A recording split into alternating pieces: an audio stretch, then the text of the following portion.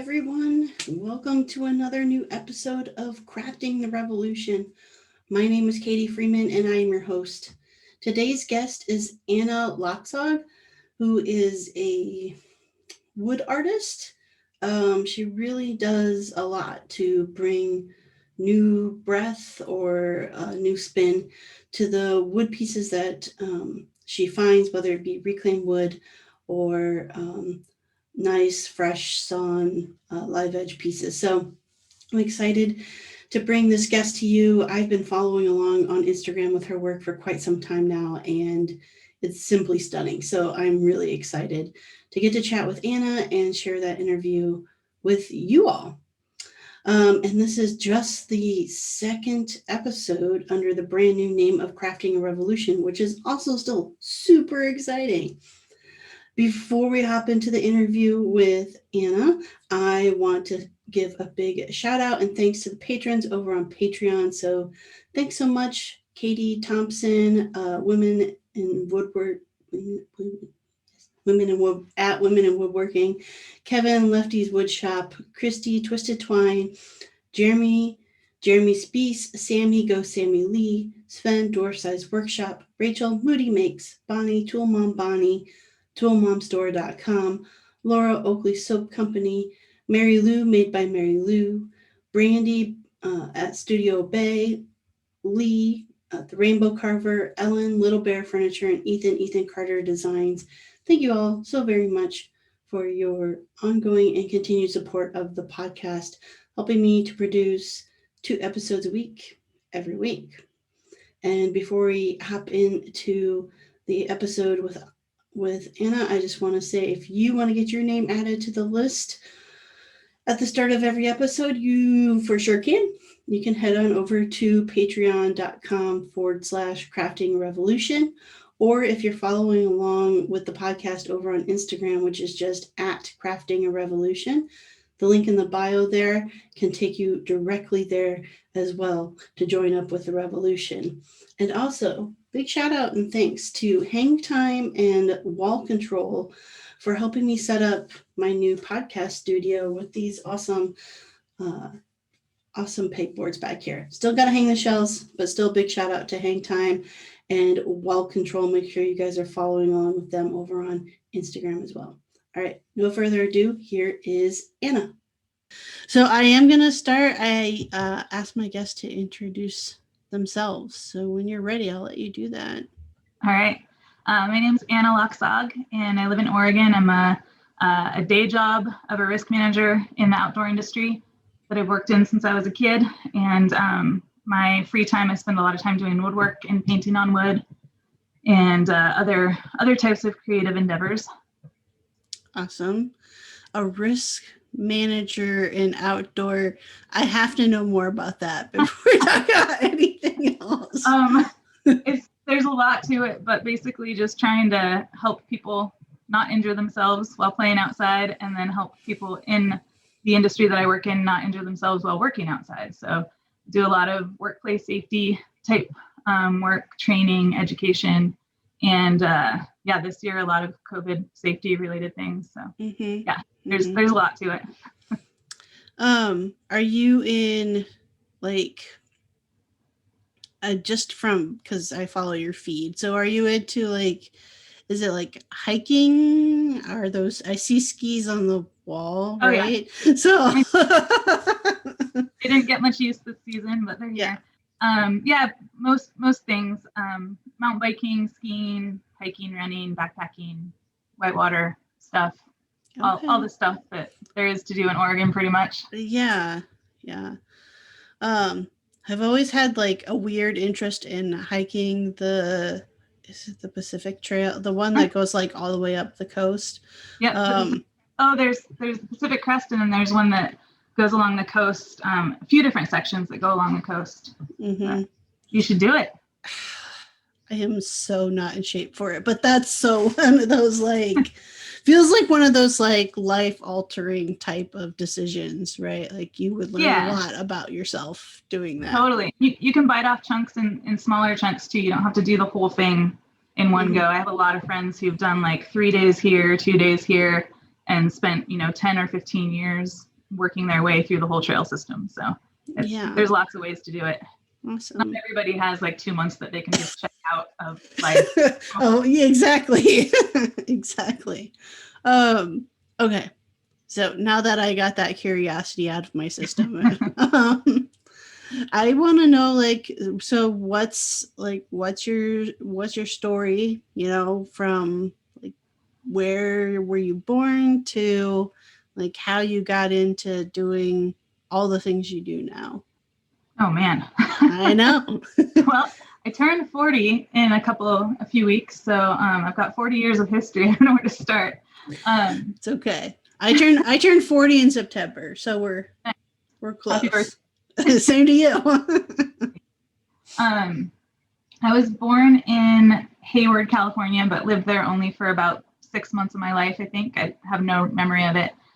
But my parents moved up to the Northern California coast when I was a kid and lived there for another short amount of time, and then spent most of my childhood in Truckee, California, which is in the Sierra, pretty close to Lake Tahoe.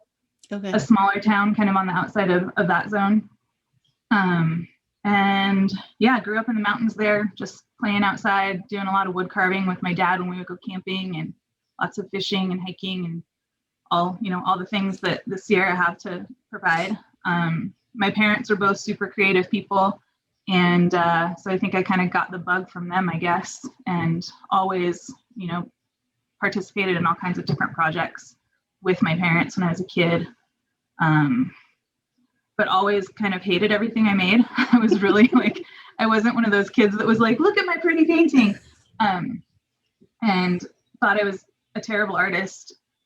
I'd say for most of my life. I still don't think I'm that great, but I went to school in Bend, Oregon, and eventually moved up to Hood River for the whitewater, and I've stayed for all the other things that are here. And broke my shoulder mountain biking, I think it was 2010, and couldn't ride my bike for a summer, and couldn't really do much of anything, and couldn't carry a backpack, and couldn't do stuff, and was going a little stir crazy. And my mom sent me to the art store and told me to find something that I could do. So I did, and that's kind of when I first started painting on wood.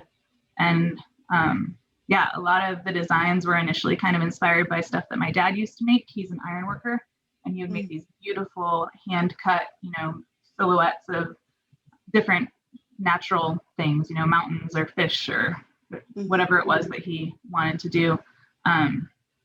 And it just kind of grew from there. Initially, really simple stuff on very minimally refinished wood. And now I spend a whole lot more time in the wood shop than I used to. And I've learned how to use a whole lot more and with regards to tools and everything else than I was initially comfortable with. So it's been a really cool kind of growth process and confidence building thing. Mm-hmm. So what did you go to school for? I went to school for outdoor recreation, leadership, and education. So kind of stayed in that field for the day job side of things. Mm-hmm. Mm-hmm. I'm curious too, what did you carve around the campfire? Are you talking just like whittling, like what some might call a little whittling? Okay. Yeah, totally. We would just make little animals. A lot of times if we could find a flat piece of cedar, we'd carve the outline of something and then try and give it some texture. So my dad still has some of the stuff that I would make. Most of it ended up in the campfire. It was more just, something to do. Right. Right. Yeah. He was a whole lot better at it than I was. Yeah. And it was all hand carving. He had a little set of carving tools that I now have. And we would always play with those. Yeah. Nothing like what you carve. Well, I carve with power tools. I have much, much, much respect for those who do hand carving for several reasons. One, I don't have the patience for it, I don't think. And I actually feel like it's easier to quote unquote mess up with hand tools than it is with power tools, which seems counterintuitive. You would think it'd be easier to or maybe quicker to mess something up with power tools. But you really have to understand wood when you're doing hand carving. It's so easy to take a chunk out of something with a chisel. Exactly.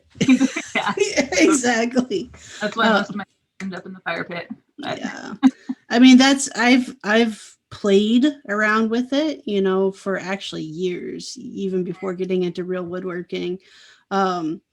I played around with it for years, and that was always my issue. It's like I'd get to a certain point where I'd be like close, and then I'd accidentally take off like this huge, large chunk, and I'd be like, just I've totally done that. Yeah, yes. I don't do much carving anymore for the same reason. Yeah, no patience for it. So, but knowing, again, being somebody that follows along with your work and seeing your painting, I'm super surprised you think that like you're not, or you have thought you're not that great at it. I feel a lot more confident about it now than I did when I first started out, or when I was a kid for that matter. Yeah. When you grew up, you see like these very realistic paintings and pencil drawings and things like that, and that was the expectation that I had in my mind for like, if you're an artist, that's what you. And now, as an adult and just living in the world that we live in with so much more access to seeing artists from around the country and around the world, you learn as you grow older that it's not all about perfection and making something that looks like it's real. It's about kind of finding your style and making what you like. So exactly. Yeah, I would say it's a similar thing. Like I sketched a lot as a kid, and I still doodle. Most of my notebooks have doodles, like all of the margins. But that's still always been my fear. It's like I am not I'm horrible at sketching anything figurative, like a person, an animal, whatever. It has to be much more free flowing. And so, yeah, my doodles make no sense, but yet they turn into, end up turning into texture or whatever that I carve on my pieces, and it makes sense. So, finding your niche. So, why on wood? Why directly on wood? I don't even know where that came from. I think it was, I've played around with painting on canvases with acrylic paint and was never really happy with the backgrounds. And I always thought that there wasn't enough like dimension, or I don't know how to put it, but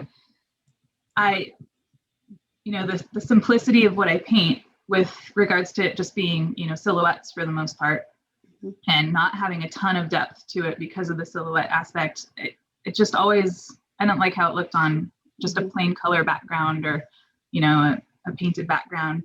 But when I started playing around with it on wood, it just made a lot more sense, because the wood has, depending on what you're working with, pretty much any wood has just so much character and detail and depth. And if I get the right piece and I have the right idea for it, I can kind of play with the grain of the wood. And if it's a burl, kind of the cool little spots in the burl that float up from behind a mountain, and it looks like a big cloud or smoke from a forest fire or something like that. So it's fun to kind of get creative with what I see in the piece of wood. And sometimes it's a really simple piece that is just grain going across it, and that's fine too. But when I get a piece that's got a big knot in it or a burl in it, and I can kind of look at it and see a landscape and then paint the landscape in and leave the natural wood there, I really like that. And I've grown up outside. I've always, helped split stack cut wood. And my dad and I would always find the really cool pieces out of the stack of wood when we were working in the yard and take them and try and make things out of them. So I was just, again, kind of inspired by my parents' creativity and connection to nature. Now, sourcing wood, how'd you start with sourcing wood, and now how do you kind of find your pieces? Initially, a lot of it actually came from our house. My husband and I bought a just beat down house in 2009, and we've been slowly picking it apart and pulling old beams and old things out of it, and then rebuilding. So a lot of it is either scrap from the rebuilding or it's scrap from the demo. And once I realized that worked really well, kind of in the beginning, I was using more dimensional lumber. So it was going up to neighbors and letting them know if they were rebuilding their deck that I wanted all of their leftovers. And once people started seeing my art, they would start giving me a call and being like, hey, I've got this reno and we've got these really cool slabs or, beams getting rid of. Do you want to come get them? And since then, it's been a little over 10 years, and My in-laws, every time they have to take a tree out of their property, they have it milled up for me, and it's usually my Christmas present. My Christmas we go out to visit them, and I get a bunch of slabs of usually live edge, apple or oak or whatever it is. But a lot of it is just I just kind of source it from the community. People have to take a tree out of their yard. They'll give me a call, and I'll try and go get it. Or I've got 3 friends now that have mills on their property, so they'll give me a call when they're milling stuff up, and I'll go steal their scraps. And then occasionally, if I see a piece that I really love, I'll buy it from one of my neighbors with a mill that's selling slabs. So, yeah, you've got quite the library of wood in your garage right now. Oh my gosh, yeah. And most of it was purchased years ago, but so you make friends with mills. I need to make friends with some mills. Got it. Yeah, I've made friends with a lot of tree services. Nice. And so it's like, even just like my neighbor down the street, one of his really good friends is kind of just struck out on his own and doing his own tree service. And so now it's like, I'll just come home and there's like a random piece of wood on my porch or his driveway is getting full of like different things, because he'll help his friend out. So they'll be like, oh, this is totally something Katie would want. So like, which I appreciate, but I am starting to run out of room to put all of this stuff. I get random pieces left on the porch too. I'll come home and be like, I wonder who that was. Yeah. Yeah.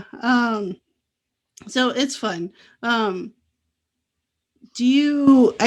guess like a lot of the stuff I've seen, I think of yours has been more of the live edge pieces.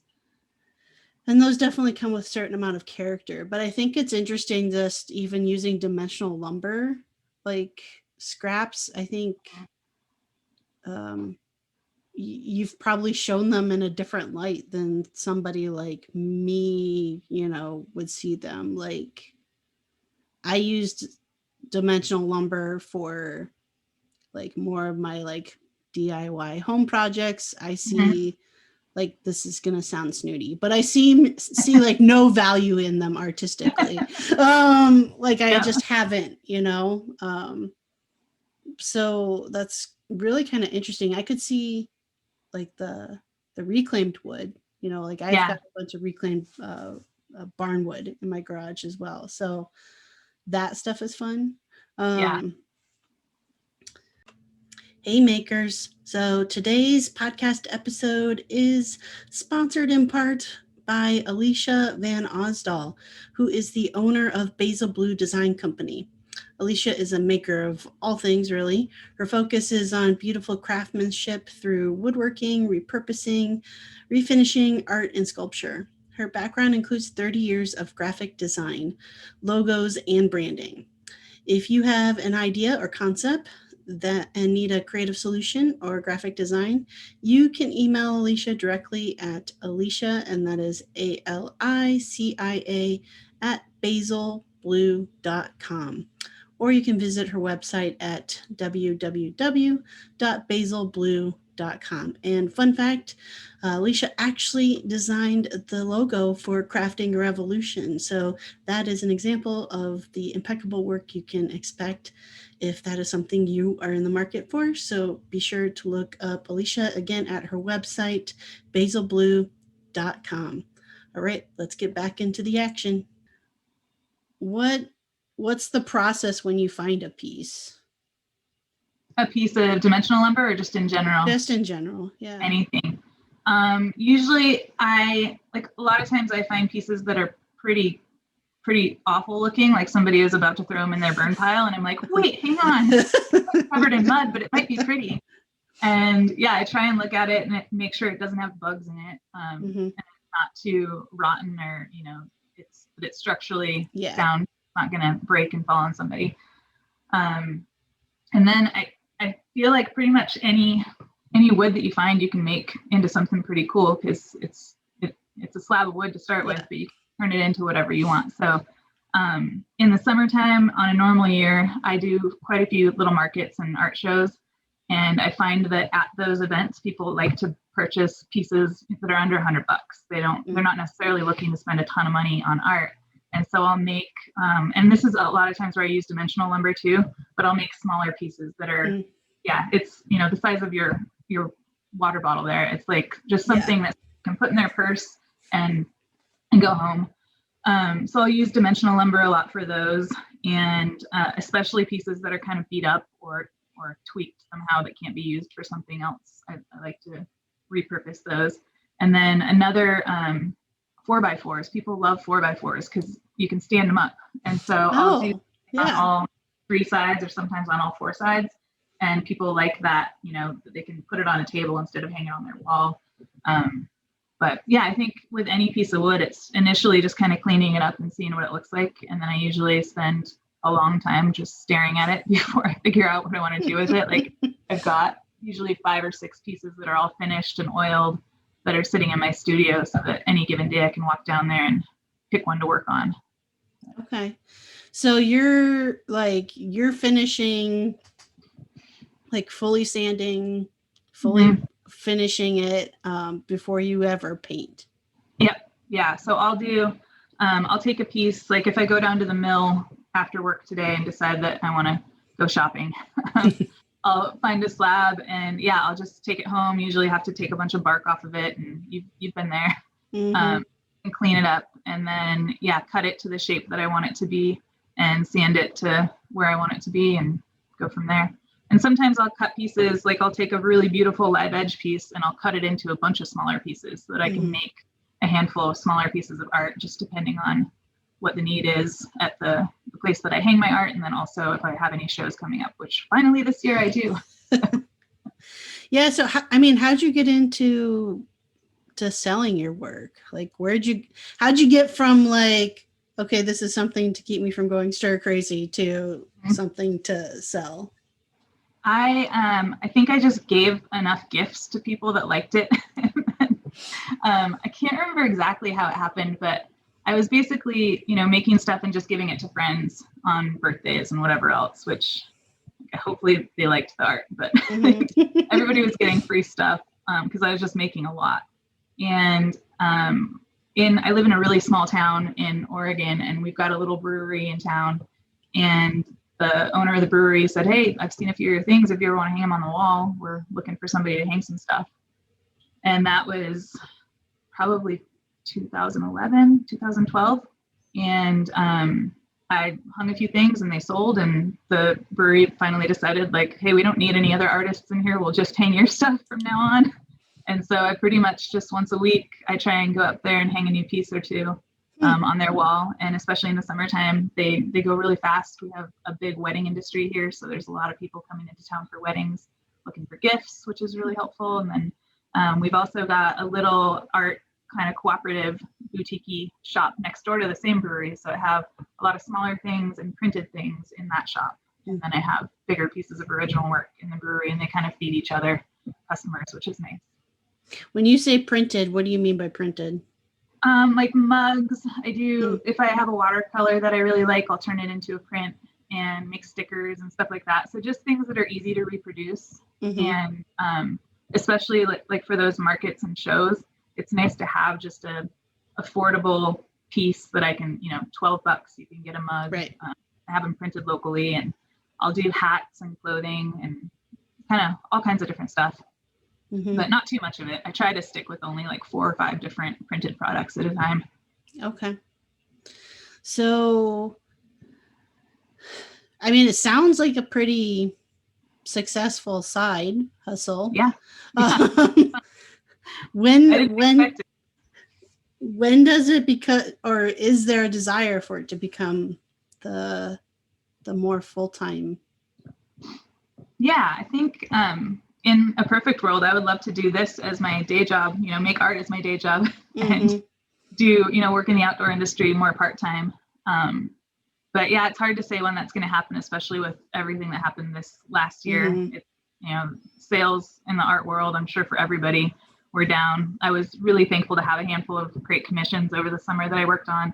But I don't think it'll be anytime soon, but I hope eventually I can make that transition. I think that it's partially a mix of being able to make enough stuff at this point to to be able to keep up with demand.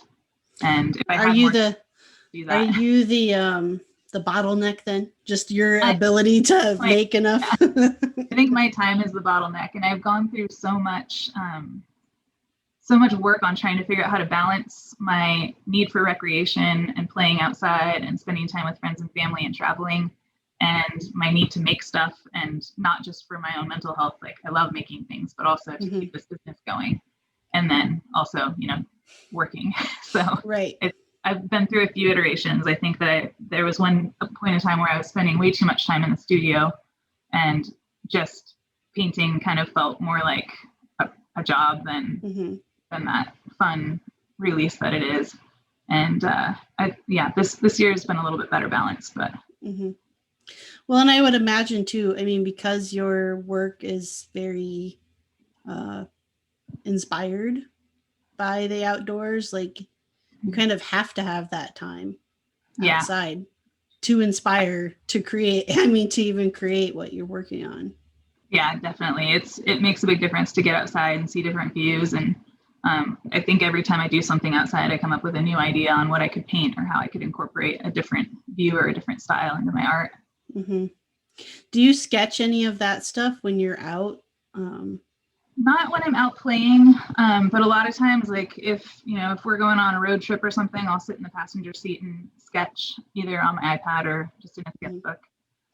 But most of the art that I make, unless it's something totally new, is freehand. So I'll just kind of paint as I go, and sometimes I'll screw it up and I'll have to go back to the wood shop and sand the paint off.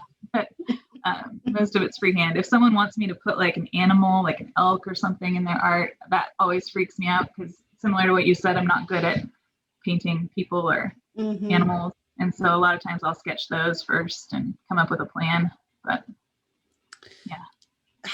Generally, how do commissions work? Do people give you certain scenes they want? Sometimes. It seems to vary based on the client. Sometimes there's people who know exactly what they want, and they say, I want this painting recreated in this format, on this size wood. And sometimes it's completely, we just want a piece of your art. This is the mountain we really love. This is one of the views we really love of that mountain. Have at it. So it's always different. Sometimes the clients are really involved in the process, and they want to see a lot of different sketches before we finalize a plan. I'll usually take a photo of the piece of wood that I'm going to work on, and then I'll put that in my iPad, and using Procreate or Illustrator, I'll actually draw what I'd like the painting to look like onto that piece of wood, and then we'll just kind of tweak things from there. But yeah, it's different every time. Does that in-depth of interaction, does it make it harder to create that artwork? Yeah. Yeah, for me it does, for sure. I have a lot more fun working on just things that are coming out of my brain versus something that I'm trying to make sure somebody's really happy with. It's stressful, but it's also, I think with every commission I've ever done, I've learned something new, and I've grown from it, or I've tried something that I've never tried before because the customer wanted something specific that was a little bit outside of my comfort zone. So yeah, I think it is more challenging. It's definitely more stressful because there's a certain person who I have to appease with the commission. And I've had a few people who've been like, hey, I like it, but can you tweak this? Can you change this? And it's hard not to take that personally once you finish the piece. But it's also, like I said, I always come out of it with a new lesson or a new skill. So it's been good so far. What type of paint do you work with? Right now I use acrylic, there's a couple different brands that I'll get. One thing that I've been trying to sort out, and I'm not at a point to do it yet because I have tons of paint in my studio right now, but I'd like to move towards something that is a little bit more earth-friendly, eco-friendly, instead of painting with essentially liquid plastic. I'd like to come up with some alternatives. So I'm hoping at the end of the summer, when I kind of run out of what I have, to start searching for a natural acrylic paint that I can use. I've tried oil, but it doesn't dry on wood. And I tested that out, and 6 months after I painted it, it still wasn't dry, so I finally gave up. I was gonna ask, do you put any kind of top coat on? Yeah, I use a matte acrylic finish on top. Okay. Yeah, and that kind of helps. I like it because it makes it so that you can't really tell the difference between the gloss of the paint and the wood. It's all one finish. And it takes away like some of the paint texture, which I don't know if everybody likes that, but I really like it. It almost looks like a tattoo when I'm done with it. Yeah. So yeah, I've had clients who wanted it gloss finished, and I'll put gloss finish on it if folks want it, but yeah. Have you ever played with like inks? I have. Yeah, they on wood they bleed a lot. Unless it's a really hard wood and it's sanded down to like at least 320. And then the grain has to stay that way. So if it gets exposed to moisture in the process, I'll have to resand it. But initially when I first started, I was using ink acrylic pens, and that, you know, I learned that there's certain situations where those work great, but I could do it if I put a finish on the wood first and then use pen afterwards. But I just find that a paintbrush gives me a lot more freedom. Yeah. I mean, because exactly how you just said it, to me, it does look like your work is like a tattoo on the wood, and that is what's really, to me as well, what's appealing about it. It looks cool. Nice. When you mentioned before that you've gotten into, you know, you're using more tools and stuff like that than you had before. So what kind of stuff are you working with in your space? I think initially I was freaked out by saws. I don't like loud noises at all. So I would hand cut a lot of wood. I'd be sitting there for so long cutting through like a 4-inch slab of maple, and I was just wasting so much time. And like the nice thing is that with my stuff, it doesn't need to be like, I'm not building anything. So having that rough finished edge, it looks pretty cool. But yeah, initially I was just using a handsaw and a sander, and that's it. A circular sander. I think it was DeWalt sander. And over time, I've learned that having better tools definitely makes it a lot easier to get things done efficiently and a lot less messy. So my very favorite tool is my Festool orbital sander with the dust extractor. So I use that. And then I also use a miter saw probably for most of my cutting, because most of my pieces aren't super big, and a circular saw when I have to, but I still kind of hate using circular saws. I'm really short. I'm only 5 feet tall, and it's hard to find a space where I can, get it low enough that I feel like I can control it with my body. But yeah. Hey makers, today's episode is sponsored in part by toolmomstore.com. At toolmomstore.com, you can find any and all tool-based merchandise for all genders, all sizes. They've got mugs, they've got shirts, all kinds of cool stuff. I have one of the shirts myself that has the hashtag woodworkher on it. And I also have a couple of the mugs that define what and who is a tool chick. So super excited with the merchandise that I have. I know that you will be satisfied as well. And also great discount for those of you who listen to the podcast. At checkout, if you enter the code MAKERMOM, you will get a 20% discount off any of the merchandise that you buy. So that's just toolmomstore.com. All right, let's head back into the action. Bandsaws. Yeah, so I think we've got a bandsaw that might be headed our way. My father-in-law has a huge shop, and he's slowly offloading all of his tools on us. One of the issues, I'd like a bandsaw, but I don't have a ton of space. My workshop is a 10 by 20 shipping container that we insulated and put a window in. So between the miter saw, my workbench, and a massive pile of wood, I don't have a ton of space for it. So I've thought about a bandsaw, just especially with working with burls, to be able to kind of cut more curvature into it, so that you can maintain the natural shape instead of having like a beautiful burl with all this stuff and then a straight line at the bottom. Right. But yeah, I haven't used them very often. Yeah, I could see it coming in handy, and it being a little, I mean, obviously there's safety stuff with every tool, but I definitely know I feel more comfortable using a bandsaw than a circular saw. Yeah, I like having a fixed blade. Like even with the miter saw, I just like that I know where it's going. Yep. And I don't have to worry about, a whole lot of muscle to move it around. Yeah, and you're moving the work piece, Mhm. not the tool. So there's definitely something to be said for that.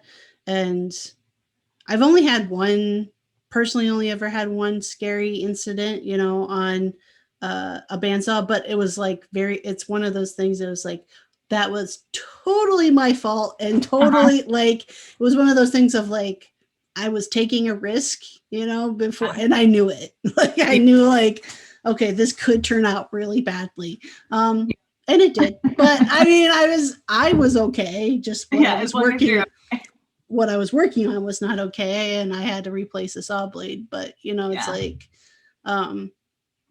but there's more, I don't know, more safety features built into it too. So it's like, okay, yeah, I ruined my saw blade, but like, I didn't get hurt because that saw blade broke. Like, there was all these things, in place. So it's, I don't know. It seems like that's like really the only, I've got a miter saw and then my bandsaw, and that's and I do have a circular saw, but I very rarely use it. Again, it's one of those things of like, if I'm breaking down dimensional lumber to make something, then that's what I use. Yeah, I'm not the biggest fan of that one. But yeah, the miter saw usually does a decent job, unless I'm cutting something really big. And I think a bandsaw would probably be a lot better for that. But we'll see. I think we have one coming, but I'm not sure. But yeah, the tool I use the most is probably my orbital sander, and then a variety of different sanding discs for that. Something I'd like to get though is a carver like what you use, because a lot of the pieces that I'll get will have like, especially the burls, they'll have big holes in them that I need to kind of carve out and clean out. And it's super hard to get in there. I've got a Dremel that I can like try and clean in there, but I'd rather just be able to scoop the whole thing out. And especially if I'm doing epoxy work, I think it'd be really rad to be able to carve a little bit more. So that's next on my list of tool purchases. Yeah. How do you get do you have any kind of like planer or anything for flattening the pieces? Yeah. I've got just an electric hand planer. It takes quite a while. I have another, like a table planer, but it's so restrictive on size that you can put through it. And I'm rarely working with stuff small enough to fit through that one. So rather than investing in another giant thing, I just I take my time and use the planer I've got. And a lot of times I don't need things to be very flat either, because I'm not building anything with them that, right. So I don't mind if there's a little bit of texture and wobbliness to some of the wood. But like if I get a piece, a lot of the scraps I get from the mill will be flat on one side and then rounded on the other. I'll get like the end of the tree. And so I have to plane out a certain amount on the back so that you can hang it on a wall. Yeah. Wonky, but yeah. I guess that's what I was thinking about, is just like it being able to hang. Yeah. Sometimes I'll have to kind of play with the back of it to straighten it out a little. Yeah. And especially like, are you usually using it like pretty soon after it's milled, or do you let it dry some? I usually, I'll usually let, like, if stuff's just been milled and it hasn't been seasoning, like if it fell recently and was milled recently, I'll let it sit for usually about a year before I play with it. Sometimes I'll cut it depending on what kind of wood it is and then let it sit. And sometimes I just try not to touch it at all and let it sit so it doesn't crack too much. The hardest, I think, is working with rounds. People really love them when I paint them, but it's so hard to find wood that is a round that's not checked, and then being confident that it's not going to check anymore if it's already got some cracks in it. Yeah, it's definitely one of those things, like, because obviously I'm working with rounds a lot. And as long as it's fully seasoned and it's reached below like a 12% moisture, you can be pretty certain it's not going to crack anymore.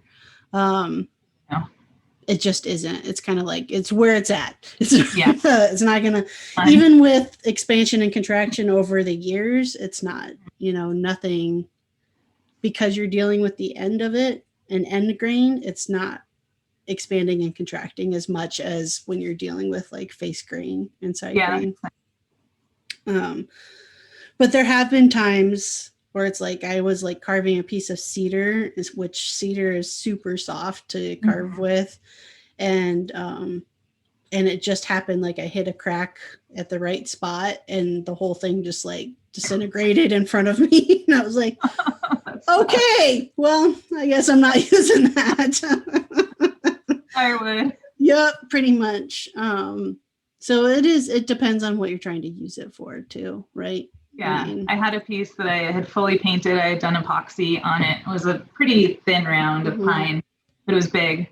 And I think I'd let it cure for about 6 months in front of the wood stove in my workshop, and finished painting it. Stoked on how it looked. Put the finish coat on top of the paint, which added just enough moisture back into it. And it was sitting on the studio table while I was working on another piece, and it just and it didn't like blow up, but there's now a new crack in it that I need to go back in and fill with epoxy. Yeah. So how often are you working with epoxy? Not very often. Every time I do it, I tell myself I'm never doing it again, and then I do it again. It's really cool. Yeah. There's a big learning curve when it comes to resin. Yeah. So big that, I mean, I haven't actually worked with it at all this year, surprisingly.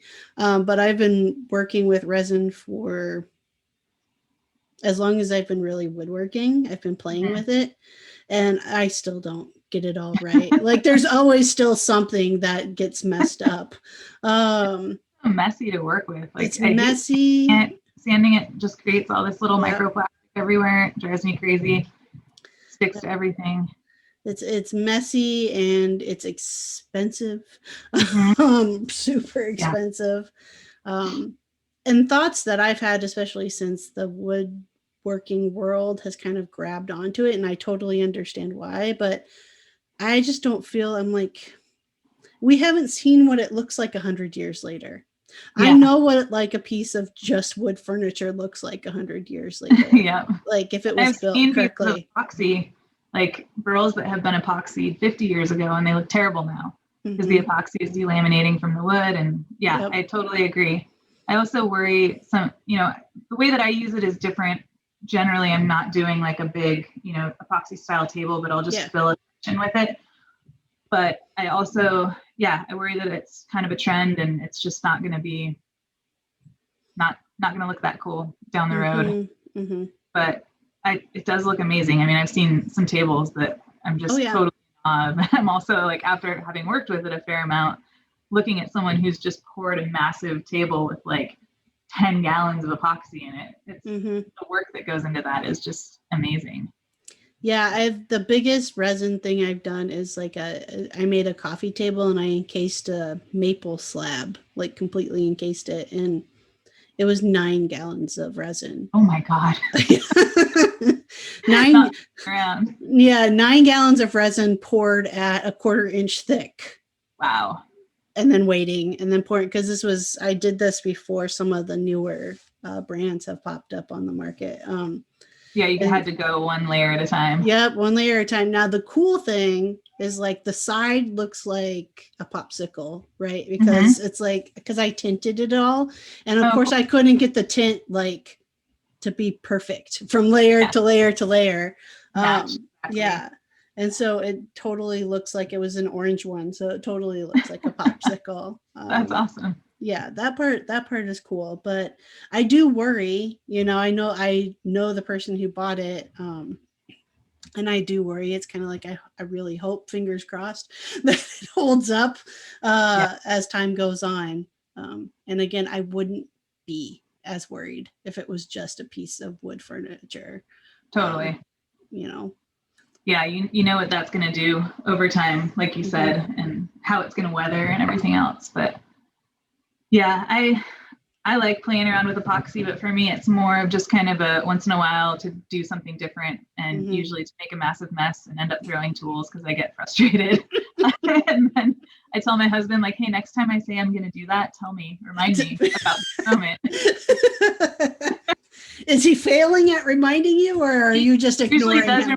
But I'm super bullheaded, so I do it. I'm really good at forgetting how much something sucks after the fact. Yeah, I get that. I totally get that. what do you like? What do you hope, or how do you hope you grow going forward? Like in your practice, and like what are things you want to try? I think it's a good question. I think I'd love to, in the past, I've incorporated more color into my paintings, and then I'll move away from that, and then I'll get back to it. Currently not doing much in the way of colorful paintings, but I am kind of thinking about trying that again. Normally, similar to what I'm already doing, it's pretty simple. So it'll just be like maybe the water in a painting will have a blue tint to it. So I'd like to start playing with that a little bit more. I'd like to learn how to watercolor a little bit better, just because of the, I guess I shouldn't say better, but get more experience with it and learn how to use it. Learn what I can do with it. It's really mobile, and I travel a fair amount, and I really like having an outlet when I'm traveling or when I'm visiting family to be able to go make something. And traveling with giant slabs of wood and woodworking tools is not as easy. So yeah, like I do a lot of multi-day whitewater trips in the summertime with friends, and to be able bring some art with me and actually make stuff that I can later use or sell would be nice. Right now, my watercolors are pretty rudimentary, but really fun. So do you have like one of those traveling packs, like where it's got like the squares of all the colors and stuff? Yeah, okay. I have a little tiny palette, and then a tiny little booklet that I'll take. And then I've got a slightly bigger, kind of the size of a burrito that has a few different bigger palettes that I'll take with me, depending on how much room I have to pack, if I'm backpacking on a boat or in a van. So just depends on where I'm at. But yeah, I think exploring some different mediums is something I'd like to do. And then just continuing to improve my woodworking skills. I think learning more about wood, like you're talking about the percentage of moisture in the wood and when it's cured. Like I need to geek out on that kind of stuff a little bit more, so that I can be more confident that what I'm working on is ready to be worked on.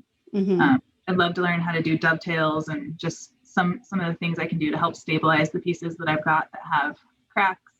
That kind of thing. Yeah, I could totally, like butterflies and stuff would work really, like or the bow ties, would work really well. Sorry, that's what I meant. Yeah, bow ties, butterflies.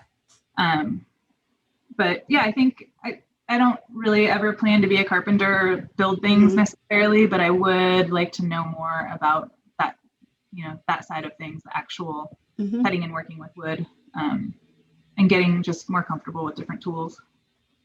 Yeah, absolutely. Is this do you share this hobby with anybody? I mean, I know your parents creative and stuff, but is it something like, do you have anybody in your circle of people that do something similar? I have a fair amount of friends that are woodworkers. My friend's dad, who is one of the people who often leaves chunks of wood on my doorstep, he's a great woodworker, makes really impressive stuff.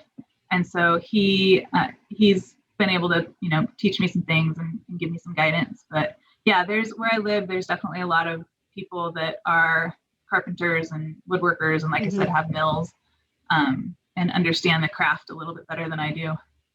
And go beyond just sanding wood, making it pretty. I would hire somebody to sand wood and make it pretty for me. I get to that point a lot. Sometimes I'm just like, it's not hard. Anybody need a job? That's right. I'm watching the time, so I want to. We're getting towards the end of time, so I want to give you a chance though to let people know like how they can find you and follow along with you and see your work. Yeah, I've got a website. It's www.bascocreative.com, and it's BASKO creative. I'm my dad's Basque, so the nickname is always Basco, and that's where that came from. Horribly misspelled, but it works. Yes. And yeah, same on Instagram. It's @BascoCreative. And then my name's Anna Laxague, and you can find me that way. I think if you search my name, it'll go to my website as well, because there's not very many people with my last name out there. Yeah, awesome. I think those are the two best ways. Okay, awesome. Well, thanks for chatting with me today, Anna. Yeah, thank you. That was fun. Yeah, definitely. I've had you on the list for a while, so it was fun to Awesome. chat. Yeah, this is the first podcast I've done too, so thanks for There that. you go. Yeah.